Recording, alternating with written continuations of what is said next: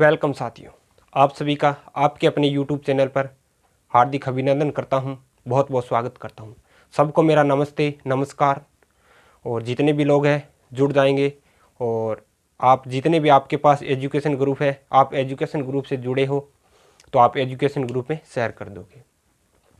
हम क्या पढ़ रहे थे? हम पढ़ रहे थे संविधान के बारे में पढ़ रहे थे। आज की हमारी क्लास सेकंड क्लास रहेगी, और सेकंड क्लास और कल पहली क्लास हमारी कल हो चुकी थी। और आज हम कैबिनेट कल तक हम पढ़ चुके थे, कैबिनेट तक पढ़ चुके थे कि भारत में कैबिनेट मिशन का आगमन कैसे होता है, यहाँ तक पढ़ चुके थे। और आज उसे आगे की क्लास को कंटिन्यू जारी रखेंगे।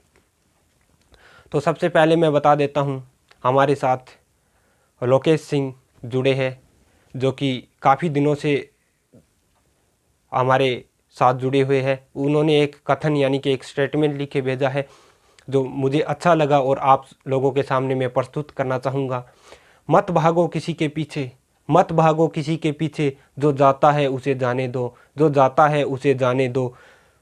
आएगा वही वापस लौटकर, आएगा वही वापस लौटकर जब आप कामयाब हो जाओगे, आएगा वही वापस लौटकर जब आप कामयाब हो जाओगे। तो लोकेश सिंह, आपको बता देना चाहता हूँ, आपने जो स्टेटमेंट लिखा है मुझे बहुत ही अच्छा लगा। और असफलता होती है, असफलता के अंदर क्या होता है? असफलता जब हमको लगातार मिलती है तो हमारे साथ कोई नहीं होता, सिवाय हम हमारे माता पिता और गुरु के सिवाय हमारे साथ कोई नहीं होता है। उस समय हमें अकेले संघर्ष करना पड़ता है, और जब हमें सफलता मिल जाती है तो हमारे साथ पूरी दुनिया होती है। जो लोग हमें छोड़कर जाते हैं वो लोग भी हमारे साथ होते हैं। इसलिए दोस्त, हमेशा ये अकेलापन महसूस मत करना, और अकेलापन महसूस मत करना, और अपनी पढ़ाई में अपनी प्रिपरेशन को नियंत्रण लगातार जारी रखिएगा। तो थैंक यू लोकेश, आगे भी ऐसे ही स्टेटमेंट आप देते रहोगे तो मैं आप लोगों को सामने ऐसे ही संबोधित करता रहूँगा, क्योंकि ये एक मोटिवेट होने का कार्य करते हैं। जो भी आप लिखते हो, अकेलापन होता है हमारे साथ, जब हमें लगातार असफलता मिलती है तो असफलता मिलती है तो ऐसा मोटिवेशन मिलता है तो हमें पढ़ाई में और भी ज़्यादा रुचि बनती है। तो हम क्या अपन लोग क्या पढ़ रहे थे? संविधान पढ़ रहे थे। आज की हमारे संविधान की सेकंड क्लास रहेगी, द्वितीय क्लास रहेगी। हम कल तक पढ़ चुके थे, पहली क्लास में हमने पढ़ा था कैबिनेट मिशन तक पढ़ा था। कैबिनेट मिशन का 1946 के अंदर मार्च 1946 के अंदर भारत में आगमन होता है, और 1935 के अंदर भारत शासन अधिनियम के अंदर एक संघ की स्थापना होती है, एक संघ बनाया जाता है जिसे बोलते हैं अखिल भारतीय संघ, जो 1935 के अंदर असफल रहता है। और वह कैबिनेट मिशन के तहत 1946 के अंदर उसकी स्थापना होती है, और उसके तहत हमारे क्षेत्र को अलग अलग तीन भागों में बांट दिया जाता है। ब्रिटिश प्रांत के अंदर बांट दिया जाता है, कमिश्नरी क्षेत्र के अंदर बांट दिया जाता है, देशी रियासत के अंदर बांट दिया जाता है। आइए संविधान के बारे में आज के सेकंड क्लास को जानते हैं। कैबिनेट मिशन तक हम लोग पढ़ चुके थे, आज हम जानेंगे अखिल भारतीय। कैबिनेट मिशन के तहत क्या होता है? अखिल भारतीय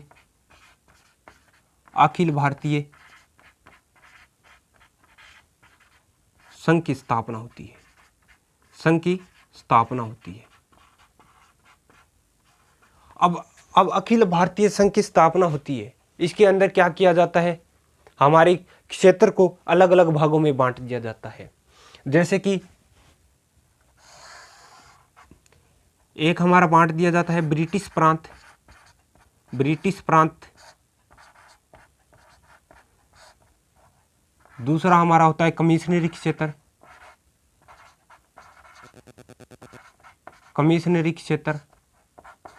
और थर्ड में हम बांटते हैं हमारा देशी रियासतें, जिसमें राजाओं का राज होता है, देशी रियासतें।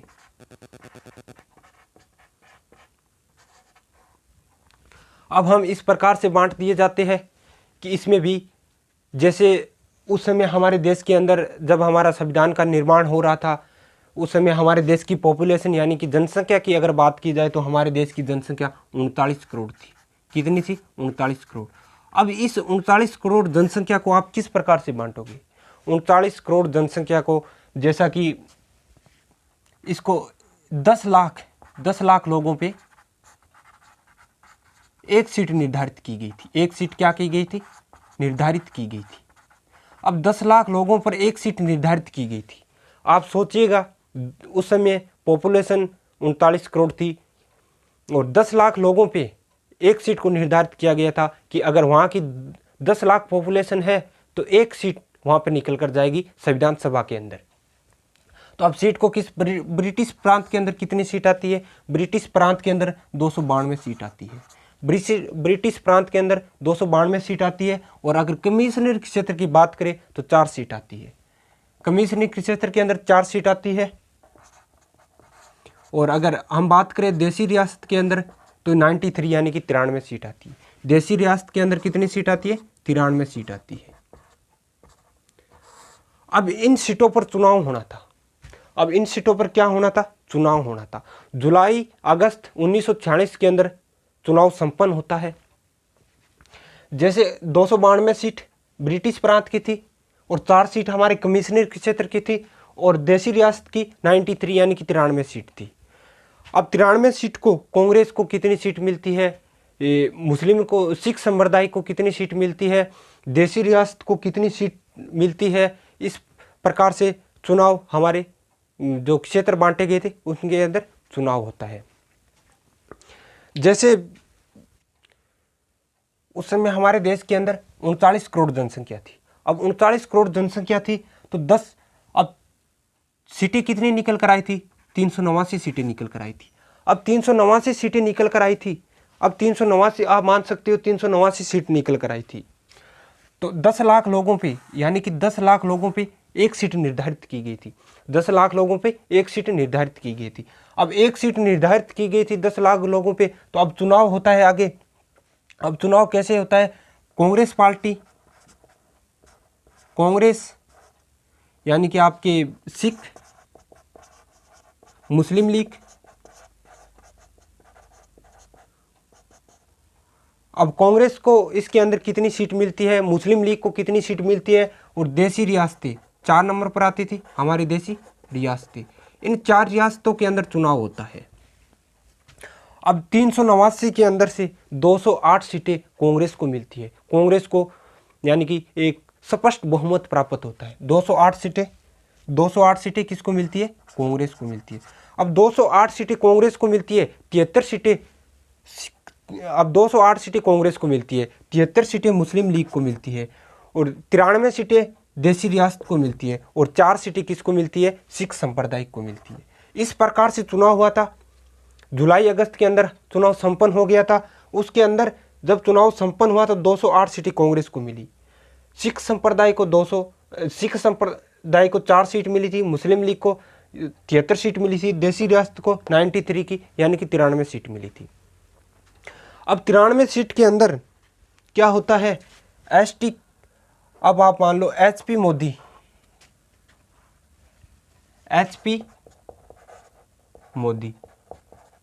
पारसी संप्रदाय, पारसी से थे और उसमें 15 क्या थी? महिलाएं थी। 15 महिलाएं थी जिसमें थे एक मुस्लिम महिला थी। ध्यान रखना, ये प्रश्न बार बार पूछा जाता है। एक मुस्लिम महिला थी जिसका नाम था बेगम आजाद रसूल, जिसका नाम था बेगम आजाद रसूल। ये मुस्लिम महिला थी। हालांकि पूरे 15 में से 5 मुस्लिम महिला थी। ये संयुक्त प्रांत से आती थी। उस समय संयुक्त प्रांत आप उत्तर प्रदेश को बोल सकते, उस समय संयुक्त प्रांत था वो उत्तर प्रदेश को बोला जाता था। अब एचपी मोदी, और अब बात करें एसटी की बात करें, 33 लोग एसटी के अंदर थे, 26 लोग एससी के अंदर आते थे। इस प्रकार से सीटों का चुनाव होता है। इस प्रकार से लोग जीतते हैं और 208 सीटें कांग्रेस को मिली, कांग्रेस को स्पष्ट बहुमत मिला, और 4 सीटें सिख को मिली, 73 सीटें मुस्लिम लीग को मिली और 93 सीटें देसी रियासत को मिली। अब क्या होता है?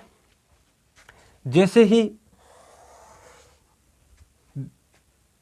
अब संविधान का निर्माण करना था। अब क्या करना था? संविधान का निर्माण करना था कि हमारे संविधान का निर्माण करना था।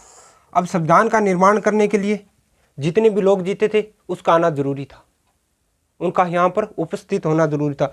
संविधान निर्माण के लिए 208 लोग आए थे, बैठक हुई थी, उसमें से 208 लोग आए थे। अब 208 लोग क्यों आए थे? 208 लोग उपस्थित हुए थे। 208 लोग उपस्थित हुए थे, जिसके अंदर हमारा एक मुस्लिम लीग नहीं आया था, देसी रियासतें नहीं आई थी। अब मुस्लिम लीग देसी रियासतें क्यों नहीं आई थी, इसकी क्या वजह थी? इसकी एक वजह थी कि उसको पता था अगर हम जाएंगे, अगर बैठक करेंगे तो स्पष्ट बहुमत कांग्रेस को मिला हुआ है, हमारे को स्पष्ट बहुमत नहीं मिला हुआ है। हमारी जो भी बात होगी, हमारी बात को मेजॉरिटी यानी कि हमारी बात को अहमियत नहीं दी जाएगी, इसलिए हम वहाँ पे नहीं जाएंगे। ज़्यादा बात मानी जाएगी वो कांग्रेस की मानी जाएगी, क्योंकि कांग्रेस को स्पष्ट बहुमत है। आप जानते हो भारत एक गणतंत्र यानी कि लोकतांत्रिक देश है, जिसको स्पष्ट बहुमत मिलता है वो अपनी सरकार बनाता है। तो कांग्रेस को स्पष्ट बहुमत मिला हुआ था, 208 सदस्य उपस्थित होते हैं संविधान निर्माण के लिए। और आगे अगर हम बात करें तो हमारे संविधान की प्रथम बैठक होती है, हमारे संविधान की प्रथम बैठक होती है, 9 दिसंबर 1946 को संविधान की प्रथम बैठक होती है। अब 9 दिसंबर 1946 को संविधान की प्रथम बैठक होती है। इस प्रथम बैठक के अंदर हमारे अस्थायी अध्यक्ष चुने गए थे। अस्थायी अध्यक्ष की अगर पूछा जाए एग्जाम के अंदर, ये प्रश्न बार बार पूछा जाता है। अस्थायी अध्यक्ष चुने गए थे सच्चिदानंद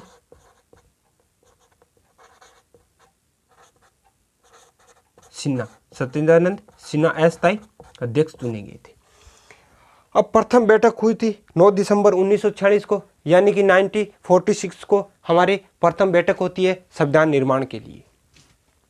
हमें संविधान का निर्माण करना था, तो प्रथम बैठक तो हमारे संविधान निर्माण के लिए 9 दिसंबर 1946 को प्रथम बैठक होती है। अब प्रथम बैठक के अंदर क्या किया गया था? प्रथम बैठक होती है तो फिर 10 दिसंबर को हमने क्या चुन लिया? प्रथम बैठक के अंदर हमने चुना था अस्थायी अध्यक्ष, क्योंकि हमें आगे जाकर स्थायी अध्यक्ष भी चुनना था, हमने चुन लिया था अस्थायी अध्यक्ष। अस्थायी अध्यक्ष हमने किसको चुना? डॉक्टर यानी कि सच्चिदानंद सिन्हा को अस्थायी अध्यक्ष चुना। अब 10 दिसंबर 1946 को अंतरिम सरकार की बैठक होती है। अंतरिम सरकार की बैठक होती है। अब अंतरिम सरकार की बैठक होती है, अब एक दिन छोड़कर, यानी कि आप समझ सकते हो, एक दिन तो बैठक होती थी संविधान सभा की, और दूसरे दिन अगले दिन बैठक होती थी अंतरिम सरकार की। किसकी होती थी? अंतरिम सरकार की। इस प्रकार से बैठक होती थी। अब 11 दिसंबर को, यानी कि 11 दिसंबर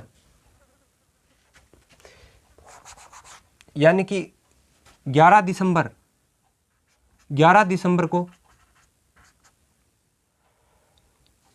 संविधान सभा की दूसरी बैठक होती है। 11 दिसंबर 1946 को दूसरी बैठक होती है। अब दूसरी बैठक के अंदर क्या होता है? दूसरी बैठक के अंदर हमारा स्थायी अध्यक्ष चुन लिया जाता है। दूसरी बैठक के अंदर हमारा स्थायी अध्यक्ष चुन लिया जाता है। वो स्थायी अध्यक्ष कौन होता है? डॉक्टर राजेंद्र प्रसाद जी। कौन होता है? डॉक्टर राजेंद्र प्रसाद। अब स्थायी अध्यक्ष होता है डॉक्टर राजेंद्र प्रसाद। अब हमें संविधान सभा के लिए स्थायी अध्यक्ष मिल गया। अब हमें संविधान का निर्माण करने में कोई दिक्कत नहीं थी।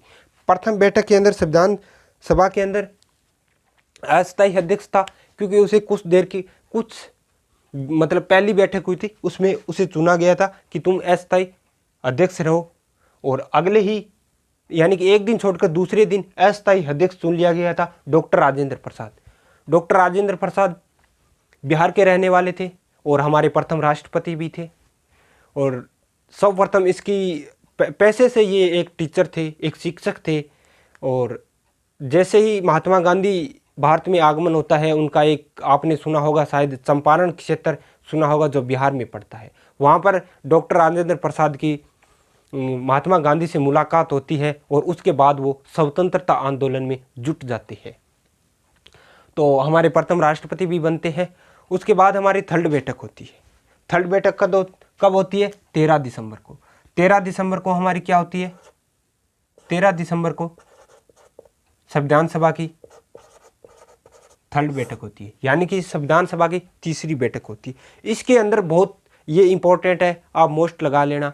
इंपॉर्टेंट किस लिए है कि संविधान सभा की 13 दिसंबर 1946 को यानी कि 1946 को हमारी संविधान सभा की तीसरी बैठक होती है। अब तीसरी बैठक के अंदर क्या किया गया था? उद्देश्य प्रस्ताव पेश किया गया था। किसके द्वारा किया गया था? जवाहरलाल नेहरू के द्वारा किया गया था। क्या किया गया था? उद्देश्य प्रस्ताव पेश किया गया था। उद्देश्य प्रस्ताव पेश किया गया था। बहुत ही काफ़ी इंपॉर्टेंट प्रश्न है, एग्जाम के अंदर बार बार पूछा जाता है कि हमारा उद्देश्य प्रस्ताव है वो किस बैठक के अंदर पेश किया गया था, यानी कि प्रस्तुत किया गया था। वो हमारी संविधान सभा की तीसरी बैठक थी, उसके अंदर प्रस्तुत किया गया था। अब संविधान सभा की तीसरी बैठक होती है। तीसरी बैठक के अंदर पंडित जवाहरलाल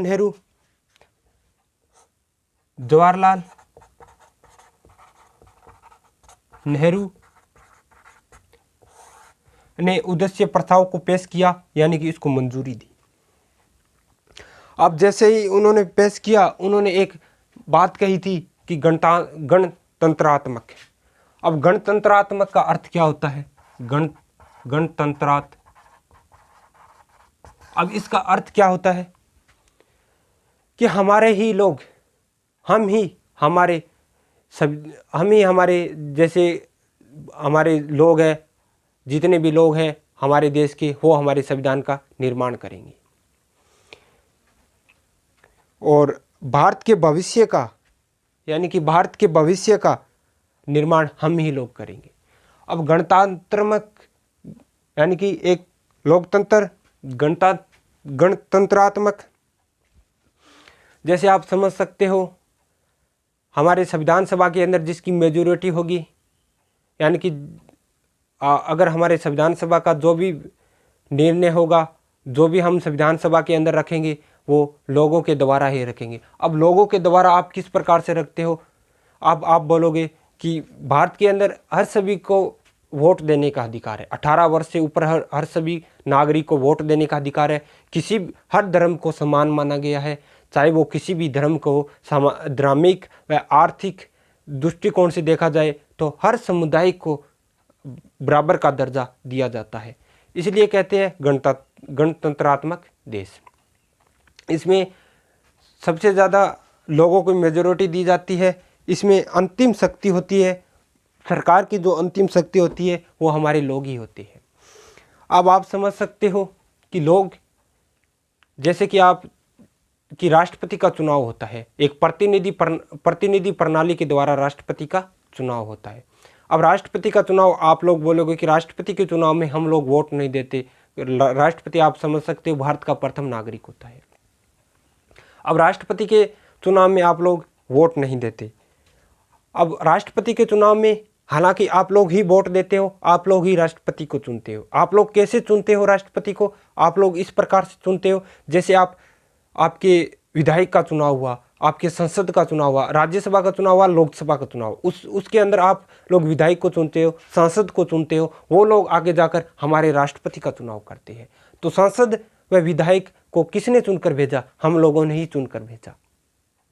तो इस प्रकार से अंतिम सरकार की जो अंतिम शक्ति होती है वो हम लोग ही है। दूसरी बात करते हैं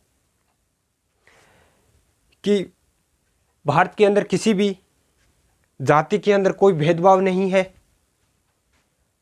और हर धर्म को बराबर की मान्यता दी जाती है समाज के अंदर। हमने बात कर ली थी, थर्ड बैठक के अंदर बात कर ली थी कि उद्देश्य प्रस्ताव पेश किया जाता है, यहाँ तक हमने बात कर ली थी। आगे की बात करेंगे, आगे का जो लेक्चर रहेगा हमारा वो कंटिन्यू रहेगा। जैसा कि मैंने बताया था कि हमने सर्वप्रथम जो फर्स्ट लेक्चर के अंदर बात की थी, शायद आपने लिख लिया होगा। पहले हमने बात की थी अखिल भारतीय संघ की स्थापना होती है। क्या होती है? अखिल भारतीय संघ की स्थापना होती है और अखिल भारतीय संघ के अंदर ब्रिटिश प्रांत होता है, कमिश्नरी क्षेत्र होता है, देशी रियासत होती है। देशी रियासत को 93 सीट मिलती है, कमिश्नर क्षेत्र को 4 सीट मिलती है और हमारे ब्रिटिश प्रांत को यानी कि 292 यानी कि 292 सीट मिलती है। अब फिर आगे जाकर चुनाव होता है, आगे जाकर चुनाव की प्रक्रिया होती है। चुनाव जुलाई अगस्त में संपन्न हो, जुलाई अगस्त 1946 के अंदर संपन्न हो जाते हैं। तो कांग्रेस को चुनाव जैसे ही संपन्न हुआ, कांग्रेस को स्पष्ट बहुमत मिला। हमारे संविधान सभा के अंदर 208 सीटें मिली। अगर वैसे ही बात की जाए, सिख संप्रदाय को 4 सीट मिली थी, मुस्लिम को यानी कि 73 सीट मिली थी, 73 सीट मिली थी। अगर सिख संप्रदाय की बात, अगर मुस्लिम देशी रियासत की बात की जाए तो 93 यानी कि 93 सीट मिली थी। अब हम किस प्रकार से बात करेंगे, जैसे कि इसके अंदर अब सिख एसटी के कितने लोग थे, महिलाएं कितनी थी, एससी के कितने लोग थे, हमने इस प्रकार से बात की थी। एक एचपी मोदी थे जो पारसी संप्रदाय थे। एक 15 मुस्लिम महिला थी, जिसमें से 15 महिलाएं थी, एक मुस्लिम महिला थी जिसका नाम था बेगम अजाज रसूल। और 33 एसटी की सीटें थी, 26 एससी की सीटें थी।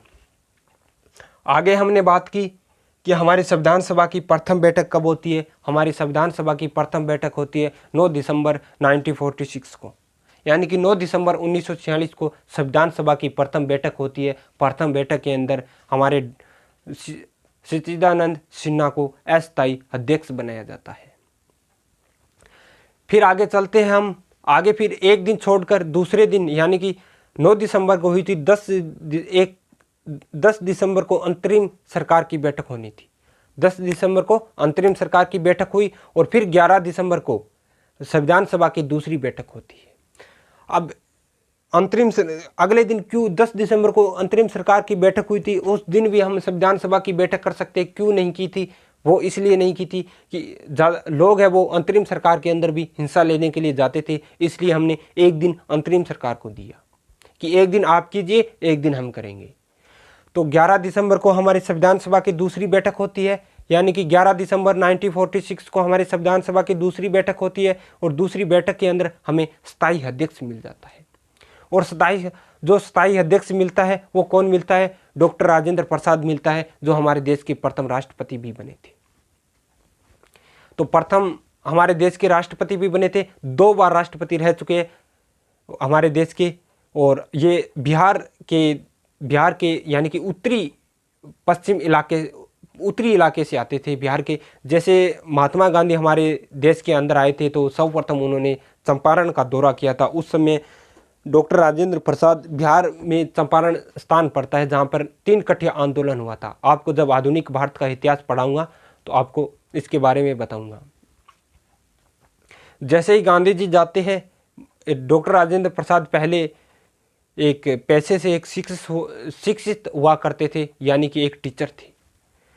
तो जैसे ही चंपारण आंदोलन में महात्मा गांधी से मुलाकात होती है, मुलाकात होने के बाद हमारे स्वतंत्रता आंदोलन के अंदर बढ़ चढ़कर हिस्सा लेते हैं और जुट जाते हैं महात्मा गांधी के साथ स्वतंत्रता आंदोलन के अंदर, देश को आज़ाद करवाने के लिए। तो हमारी थर्ड बैठक के बारे में हमने बात की थी। थर्ड बैठक होती है हमारी 13 दिसंबर 1946 को। 13 दिसंबर 1946 को संविधान सभा की थर्ड बैठक होती है, जिसके अंदर बहुत ही मोस्ट इम्पोर्टेंट है, आपको बार बार ध्यान में रखना होगा। ध्यान में क्यों रखना होगा? क्योंकि उद्देश्य प्रस्ताव पेश किया गया था। अब उद्देश्य प्रस्ताव किसके द्वारा पेश किया गया था? जवाहरलाल नेहरू के द्वारा पेश किया गया था। अब जवाहरलाल नेहरू ने द्वारा पेश किया गया था। जवाहरलाल नेहरू ने क्या बात कही थी उसके बारे में हमने चर्चा की थी कि सभी शक्ति अगर भारत के संविधान का निर्माण करेगी वो हमारे लोग करेंगे, अगर भारत के भविष्य का निर्माण करेगी वो हमारी जनता करेगी, अंतिम शक्ति हमारे जनता के रूप में होगी। इसके बारे में हमने बात की। फिर जवाहरलाल नेहरू ने और क्या कहा कि किसी भी धर्म, किसी भी जाति, किसी भी मतलब आर्थिक क्षेत्र से किसी के साथ कोई भेदभाव नहीं किया जाएगा, सबको एक समान मेजोरिटी दी जाएगी, सबको समान अधिकार मिलेगा, चाहे वो आर्थिक क्षेत्र से हो चाहे वो सामाजिक क्षेत्र से हो, सबको बराबर का अधिकार यानी कि बराबर का दर्जा दिया जाएगा। आर्थिक क्षेत्र के अंदर बात करें, जैसे आर्थिक क्षेत्र के अंदर भी मैं मान लो कि मैं एक व्यापारी हूँ, बड़ा व्यापारी हूँ कि मुझे ही सरकार पूरा का पूरा व्यापार करने का मौका दे। हर उस इंसान को व्यापार करने का मौका मिलेगा जो भारत का नागरिक है, चाहे वो छोटा हो चाहे वो बड़ा हो।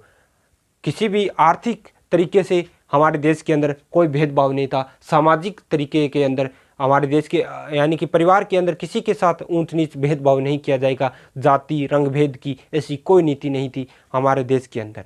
ऐसी बातें जवाहरलाल नेहरू ने उद्देश्य प्रस्ताव के अंदर की थी।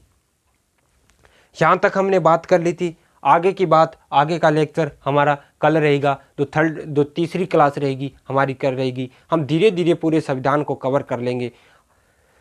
और आज के लिए बस इतना ही।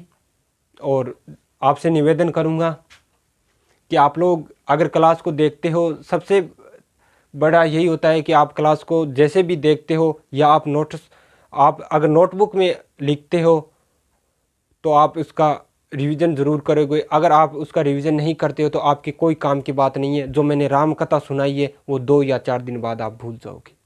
तो आपको नोटबुक के अंदर लिखना है और उसे बार बार याद करना है, रिवीजन मारना है उसका। 2-4 बार आप रिवीजन करोगे तो आपके लगभग 50-60% याद हो जाएगा। और धीरे धीरे आप 1 महीने 2 महीने के अंदर जैसे जैसे मौका मिले आपको, आप इसका रिवीजन करते जाइएगा। चलो बस आज के लिए इतना ही। जय हिंद, जय भारत।